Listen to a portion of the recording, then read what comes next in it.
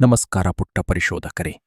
ಇಂದು ನಾವು ವಾಸಿಸುವ ಅದ್ಭುತ ಸ್ಥಳವಾದ ನಮ್ಮ ಅಕ್ಕಪಕ್ಕ ಮತ್ತು ನಮ್ಮ ಸಮುದಾಯದ ಬಗ್ಗೆ ಕಲಿಯೋಣ.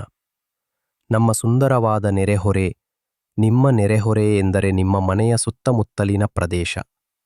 ಇಲ್ಲಿ ಬೇರೆ ಮನೆಗಳು, ಒಂದು ಪಾರ್ಕ್, ಕೆಲವು ಅಂಗಡಿಗಳು ಮತ್ತು ಒಂದು ಶಾಲೆ ಇರಬಹುದು. ನಮ್ಮ ಮನೆಯ ಸಮೀಪ ವಾಸಿಸುವ ಜನರು ನಮ್ಮ ನೆರೆಯವರು. ಅವರೆಲ್ಲರೂ ನಮ್ಮ ಸಮುದಾಯದ ಭಾಗವಾಗಿದ್ದಾರೆ.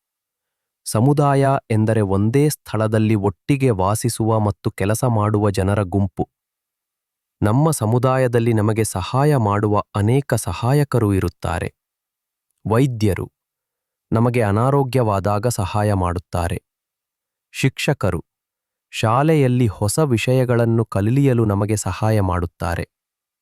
ರೈತರು ನಮಗೆ ತಿನ್ನಲು ಆಹಾರವನ್ನು ಬೆಳೆಯುತ್ತಾರೆ. ಅಂಚೆಯವರು ನಮ್ಮ ಮನೆಗೆ ಪತ್ರಗಳನ್ನು ತರುತ್ತಾರೆ. ಪೊಲೀಸರು ನಮ್ಮ ನೆರೆಹೊರೆಯನ್ನು ಸುರಕ್ಷಿತವಾಗಿಡುತ್ತಾರೆ. ಮನೆ ಮತ್ತು ನೆರೆಹೊರೆಯಲ್ಲಿನ ಕೆಲಸ. ನಾವು ನಮ್ಮ ಮನೆಯೊಳಗೆ ಸಹಾಯ ಮಾಡುವಂತೆಯೇ ನಮ್ಮ ನೆರೆಹೊರೆಯನ್ನು ಒಂದು ಒಳ್ಳೆಯ ಸ್ಥಳವಾಗಿ ಇರಿಸಲು ಕೂಡ ಸಹಾಯ ಮಾಡಬಹುದು.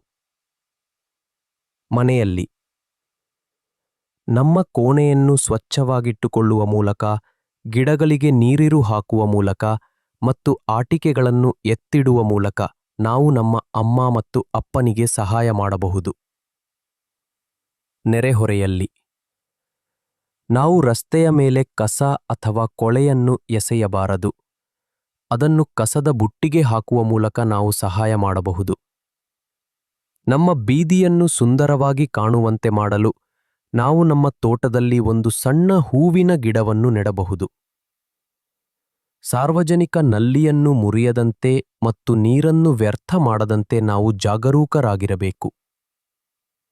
ನಾವೆಲ್ಲರೂ ನಮ್ಮ ಪಾಲಿನ ಕೆಲಸ ಮಾಡಿದಾಗ ನಮ್ಮ ಇಡೀ ಸಮುದಾಯವು ಸ್ವಚ್ಛ ಮತ್ತು ಸುಂದರವಾಗಿ ಕಾಣುತ್ತದೆ. ಪರಸ್ಪರ ಸಹಾಯ ಮಾಡುವುದು ಮುಖ್ಯ. ಸಹಕಾರ ಎಂದರೆ ಏನನ್ನಾದರೂ ಮಾಡಲು ಒಟ್ಟಾಗಿ ಕೆಲಸ ಮಾಡುವುದು. ನಾವು ಇತರರಿಗೆ ಸಹಾಯ ಮಾಡಿದಾಗ ನಾವು ಒಂದು ಬಲವಾದ ಮತ್ತು ಸಂತೋಷದ ಸಮುದಾಯವನ್ನು ನಿರ್ಮಿಸುತ್ತೇವೆ. ನೆರೆಯವರಿಗೆ ಸಹಾಯ. ನಿಮ್ಮ ವಯಸ್ಸಾದ ನೆರೆಯವರು ಭಾರವಾದ ವಸ್ತುವನ್ನು ಹೊತ್ತೊಯ್ಯುತ್ತಿರುವುದನ್ನು ನೀವು ನೋಡಿದರೆ ಅವರಿಗೆ ಸಹಾಯ ಮಾಡಲು ನಿಮ್ಮ ಪೋಷಕರಲ್ಲಿ ಕೇಳಬಹುದು. ಹಬ್ಬಗಳ ಸಮಯದಲ್ಲಿ ನಿಮ್ಮ ಸ್ನೇಹಿತರೊಂದಿಗೆ ಸಿಹಿ ತಿಂಡಿಗಳನ್ನು ಹಂಚಿಕೊಳ್ಳಬಹುದು. ಒಟ್ಟಿಗೆ ಆಟವಾಡುವುದು. ನೀವು ಪಾರ್ಕ್ನಲ್ಲಿ ನಿಮ್ಮ ಸ್ನೇಹಿತರೊಂದಿಗೆ ಆಟಗಳನ್ನು ಆಡಿದಾಗ ನೀವು ಒಂದು ತಂಡವಾಗಿ ಆಡಲು ಕಲಿಯುತ್ತೀರಿ. ನಿಮ್ಮ ಸರದಿಗಾಗಿ ನೀವು ಕಾಯುತ್ತೀರಿ ಮತ್ತು ಉಯ್ಯಾಲೆಗಳನ್ನು ಹಂಚಿಕೊಳ್ಳುತ್ತೀರಿ. ನೆನಪಿಡಿ, ನಾವು ಪರಸ್ಪರ ಸಹಾಯ ಮಾಡಿದಾಗ ಮತ್ತು ಒಟ್ಟಿಗೆ ಕೆಲಸ ಮಾಡಿದಾಗ ನಮ್ಮ ನೆರೆಹೊರೆಯು ವಾಸಿಸಲು ಅತ್ಯುತ್ತಮ ಸ್ಥಳವಾಗುತ್ತದೆ.